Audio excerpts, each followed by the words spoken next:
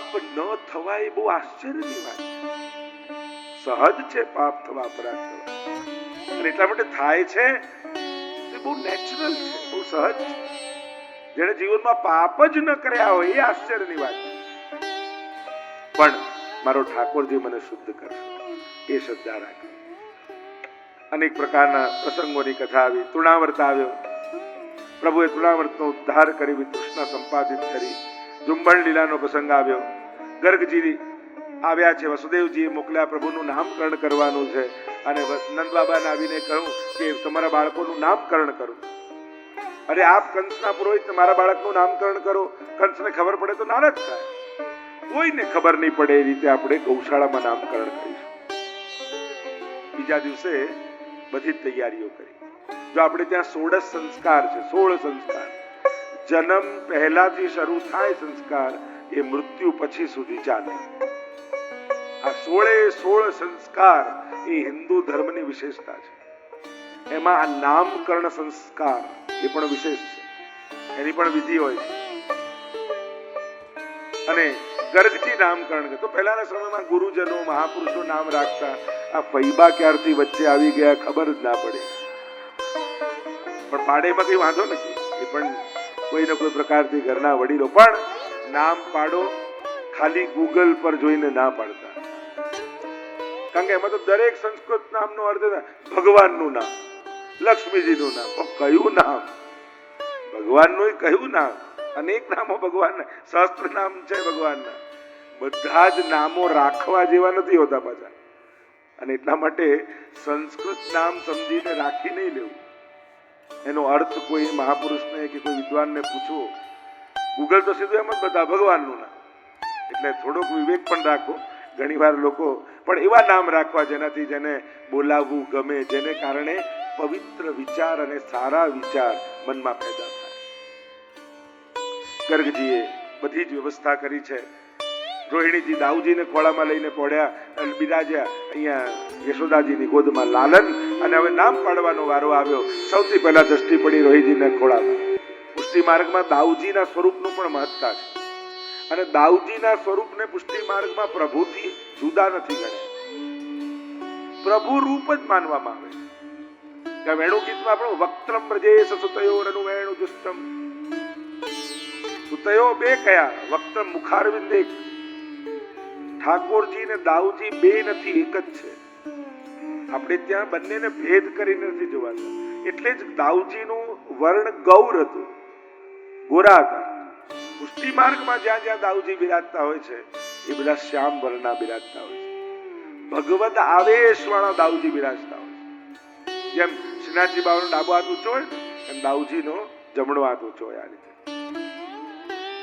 એમની પણ ઘણી બધી લીલાઓના પ્રસંગો આપણે ત્યાં કહેવાય છે. એમણે પણ રાસ કર્યો છે એવો ભાગવતમાં ઉલ્લેખ આવે છે.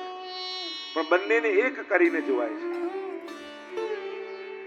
દાઉજીનું નામ. હવે દ્રષ્ટિ પડી પ્રભુ તરફ, અને જ્યાં ઠાકોરજીને જોયા મોટા મોટા નેત્રોથી ગર્ગજીની સામે કૃપા દ્રષ્ટિ કરવા લાગ્યા. અને ગર્ગજી તો જોઈને જ સમજી ગયા અને બોલ્યા, આનું નામ હું શું રાખું? રામ, કૃષ્ણ, આ બધા નામો કથામાં આવે તો પછી નહીં, પણ આ તો અનાદિ નામો છે, ઈશ્વરના શાશ્વત નામો છે. કૃષિર્ભુવાચકો શબ્દ ણશ્ચ નિવૃત્તિવાચક તયો રૈક્ય પરબ્રહ્મ કૃષ્ણત્ય વિધીયતે. આ બધા શાશ્વત. કૃષ્ણ નામકરણ થયું. હવે લાલન ધીમે ધીમે મોટા થવા લાગ્યા. સખાઓની ટોળી મળી ગઈ. સરખે સરખા સખાઓ મળ્યા. ટોળી બનાવી. ટોળીનો એક જ નિયમ, જે મળે વાટીને ખાવાનું. માખણ મળે તો માખણ, માર મળે તો. અને હવે તો ગોપીઓ ફરિયાદ લઈને આવવા લાગી. અને ફરિયાદ પણ બહારનું જ છે. કહે ને કે ભક્ત ફરિયાદ ન કરે પણ ફરી ફરીને યાદ કરે. આ ફરી ફરીને યાદ કરું એ જ વ્રજ ભક્તોની ફરિયાદ છે. બહાનું ગોતે કે કયા બહાને નંદાલય જઈએ અને લાલનના મુખારવિંદના દર્શન કરીએ. આજે કયું બહાનું કાઢીએ? ઘણી વાર તો પોતે જ માટલી ફોડીને અને તૂટેલી માટલીના ટુકડા લઈને આવે. જો યશોદા તરણમાં લાલને માટલી તોડી. લાલનને આશ્ચર્ય થાય, મેં તો કાંઈ કર્યું નથી, મારું નામ શેનું વટાવે છે? સમજી જાય અને દર્શન કરવા છે એટલા માટે બહાના કરે છે. ગોપીઓ દૂધ વેચવા જતી હોય ને, બધુંય ભૂલાઈ જાય ને મોહન સામે પ્રગટ થઈ જાય નેત્રોની આગળ, ભૂલી જાય મહી વેચવા નીકળી જુ, બૂમો પાડે મોહન લો મોહન લો મોહન લો, બધા બહાર આવીને જોવે કે આ શું વેચવા નીકળે. આવો ભાવ એટલે એમના તો દરેક કાર્ય બધી મંથન કરતા હોય ને, ખમ ખમ ખમ ખમ ખમ મંથન કરતા કરતા માખણ તરતું દેખાય, જળજળી આંખમાં આવી જાય કે પ્રભુ તારા ઘરે 9 લાખ ગાયો રોજ દોહાય, ભંડારના ભંડાર ભર્યા છે, મારું આટલું કુલડામાં રહેલું માખણ તારા સુધી કોણ પહોંચવા દે? પ્રભુ કે તું ના પહોંચાડી શકે, હું તો તારા ઘરે આવી શકું ને. ભલે ને ગામના લોકો ચોર કે, ચોરી કરીને પણ મારો યશ ઘટવાનો નથી, વધવાનો છે, કારણ કે ભક્તોના મનોરથ પૂરા કરવા માટે હું જાઉં છું. હું ચોરી નથી કરતો, ભક્તોના આમંત્રણને માન આપી એના મનોરથોને પૂરા. પ્રભુ તો દુગ્ધાદિ ચૌરી હે ને યશો વિશાળ, યશ વધે છે, કારણ ભક્તોના ભાવને રાખવા માટે પ્રભુ પોતે અપયશ ઓઢી લે છે. નિમિત્ત કાંઈ ને કાંઈ કરે. ગોપીઓ પણ ઠાકોરજીને જાણી કરીને છંછેડીને બોલાવે. તું હોશિયાર હોય ને હિંમત હોય ને તો મારા ઘરે ચોરી કરીને બતાવજે. પ્રભુને ચેલેન્જ આપે જાણી કરી. પ્રભુ કે હવે તો તારા ઘરે આવીશ જ. મનમાં ગોપી કે આજ તો જોઈએ છે, આની તો આકાંક્ષા છે કે તું મારા ઘરે આવે, પણ તને બોલાવવા જઈએ તો ના આવે, હું ઉલટો છું. તું સબી અંકો બાંકો છે જ, વાંકો તું, તારી વાતે વાંકી, અને એટલા માટે તારી જોડે કામ કરાવવું હોય તો વાંકવું જ બોલવું પડે. જો તને વિનંતી કરવા ઘરે આવીએ ને એમ કહીએ આજે મારા ઘરે આરોગવા પધારજો ને, અરે ના ના મારે તો કેટલું કામ છે, ગાયો ચરાવવાની છે, આ મારા ઘરે ક્યાંથી આવું?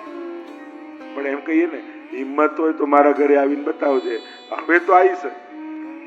આ કૃષ્ણ છે જ ઉલટો, એને ઊંધી રીતે કહીએ ને તો જ માને હોય. ગોપીઓ ફરિયાદ લઈને આવે, મત્સાન મુંચન, અરે યશોદા તારા લાલનને જો સવાર સવાર મારું વાછરડું છોડી ગયો, બધું દૂધ પી ગયો ગાયનું, હવે દોઉં શું વેચું છું? અરે ગાયના દૂધ ઉપર પહેલો અધિકાર વાછરડાનો જ છે. અત્યારે પણ આપણે એમ કહીએ ગાયનું દૂધ ગાય બરાબર છે, પણ સૌથી કઈ ગાયનું દૂધ અમૃત છે? જ્યાં ગાય સુખી હોય, વાછરડું સુખી હોય અને ગોપાળ સુખી હોય, એ જ ગાયનું દૂધ અમૃત છે.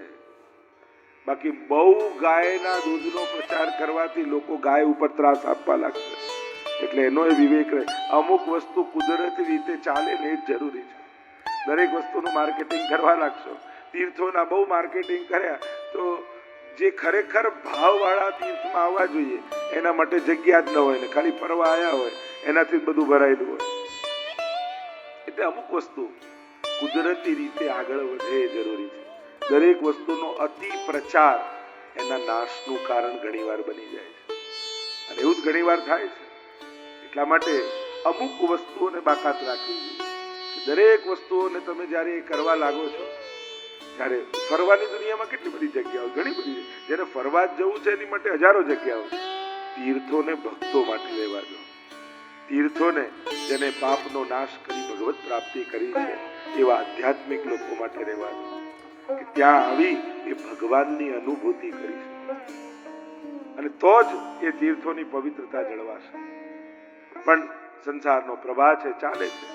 અહીંયા કહ્યું કે જો, અને પાછો એવો ઉદંડી છે તારો બાળક, અરે પણ ગાયને બાછડાને બાંધીને રાખવું જોઈએ. મત્સાન મુંચન ક્વચિત સમયે ક્રોશ સંજાતા, પાછો ચોરી કરતા શીખી ગયો છે. છીકા પર માખણને લટકાવી ઉપર ચડીને તોડીને બધું લઈ લે, અને એવા તોફાન કરે. એકવાર હું મારા પતિ સૂતા હતા, મારા પતિની ચોટી લાંબી, મારી ચોટી લાંબી, ખાટલામાં બંનેની ચોટીને ગાંઠ મારી ગયો. ઉપર ચડીને છીકામાંથી દૂધ કાઢ્યું અને બૂમ પાડી, અરે વિશાખા દેખ તેરી મટકી લે જા રહ્યો.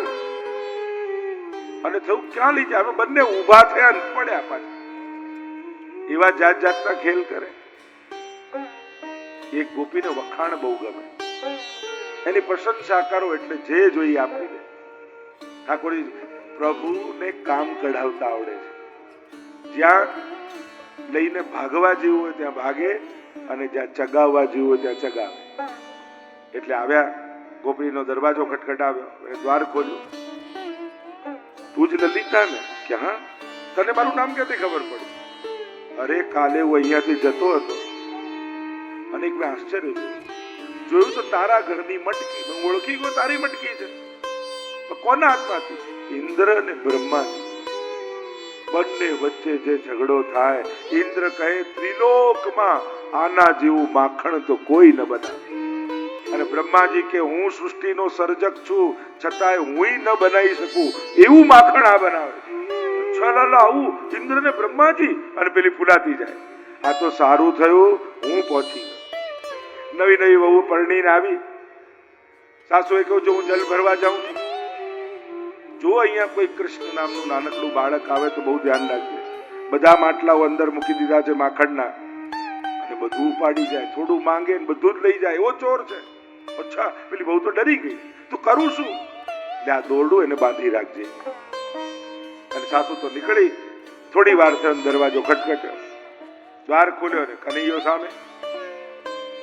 જેવું વર્ણન કર્યું એવું બાળક દેખાયો. પેલી નવી વહુએ કહ્યું તું કૃષ્ણ છો ને? અરે તું મને ઓળખે છે? અરે નામ નહીં, તારા કામે ઓળખું છું. કોણે કહ્યું? મારી સાસુએ. તારા માટે બધું જ કહીને ગયા છે. અચ્છા, બીજું શું કહીને ગયા? કે આવે ને તો એને થાંભલા જોડે બાંધી દે.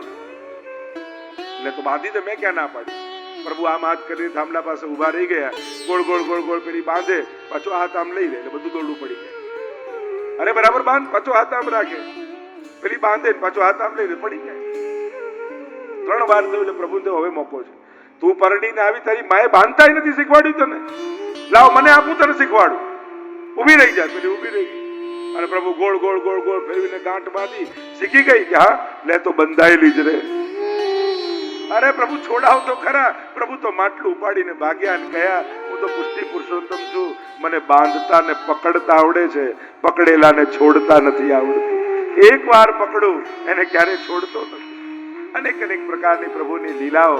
અને પ્રભુ પણ જ્યારે માખણ ચોરવા આવે ત્યારે ગોપીઓ વિનંતી કરે, જેના ઘરે ચોરી થાય એને બાજુ વાળા વધાઈ આપવા આવે. અરે તું તો કેટલી ભાગ્યશાળી છો, તારા ઘરે પ્રભુ આવે. આ નવનીત શું છે? નિત નવીન જાગેલો ભક્તનો ભાવ, એ તો પ્રભુ ગ્રહણ કરે. એ તો નવનીત છે. પ્રભુ એ ભાવનું ગ્રહણ કરવા આવે, અને જ્યારે એ ભાવનું ગ્રહણ કરે છે ત્યારે ભક્તોના મન હરીને ઠાકોરજી જાય છે. દરેક વૈષ્ણવ, દરેક ભક્ત પ્રતીક્ષા કરે કે પ્રભુ અમારા ઘરે ક્યારે. એક પેની, એક પૈસો લઈને પેદા નથી થતો, અને આમારું આમારું આમારું આમારું આમારું કર્યા કરે. કાંઈ લઈને નથી આવતો, છતાંય બધું મળે છે અને પોતાનું માની લે છે. બધું જ ભગવાનનું છે, એ લઈ લે. જો આપણા કર્મો થકી પ્રાપ્ત થયેલી વસ્તુ, વ્યક્તિ, જે ફળ છે એ ઈશ્વર સુધી પહોંચે ને તો જ એ સફળ થાય, બાકી બધું નિષ્ફળ છે. પ્રભુની પ્રસન્નતાનું કારણ બની શકે તો જ એમાં એનું સાફલ્ય છે. કેવલ આપણા ભોગ અને આપણા સુખનું કારણ બને એમાં એની નિષ્ફળતા છે. અનેક પ્રકારની લીલાઓના વર્ણન. એક વાર પ્રભુ બ્રહ્માંડ ઘાટ પર ખેલી રહ્યા છે. તમે ગોકુળમાં ગયા ને બ્રહ્માંડ ઘાટ, રમણ રેતી પાસે, અને ખેલતા ખેલતા માટીનો ગોળો બનાવ્યો. જોયું આજુબાજુ કોઈ જોતું તો નથી, અને ધીમે રહીને મુખમાં પધરાવી દીધો. દાऊजी જોઈ ગયા. लालन तुमने मिट्टी खाई? देखो झूठ मत बोलो, मैंने देखा है, तुमने खाई है, मैया से कह दूंगा. दौड़ता दौड़ता यशोदा जी पास आया. मैया मैया लालन ने मिट्टी खाई. अच्छा अभी देखिए. आया लालन क्या कह रहे हैं दाऊजी, तुमने मिट्टी खाई? આ બધા ખોટું બોલી રહ્યા છે. અને તને ભરોસો ના આવતો હોય તો મારું મુખ ખોલીને જોઈ લે. હવે અહીંયા આશ્ચર્ય થાય. પ્રભુએ માટી મોઢામાં મૂકી, જોઈ દાઉજીએ, છતાં ના કેમ પાડે? તો પ્રભુ ખોટું બોલે છે. ખોટું બોલે ઈશ્વર હોય, આ સત્ય બોલનારો ઈશ્વર ના હોય છે. અનેક અનેક ભાવ બતાવ્યા. સૌથી પહેલો ભાવ તે બતાવ્યો કે માએ પૂછ્યું તે માટી ખાધી? ઠાકોરજી કહે માં આ વ્રજ રજ છે, માટી નથી. મેં માટી મોઢામાં નથી મૂકી, મેં તો વ્રજરજ નો આસ્વાદ કર્યો છે. તું આને માટી માને છે? मुक्ति कहे गोपाल सो मेरी मुक्ति बताए और व्रजरज उड़ी मस्तक लगे तो मुक्ति मुक्त है जाए.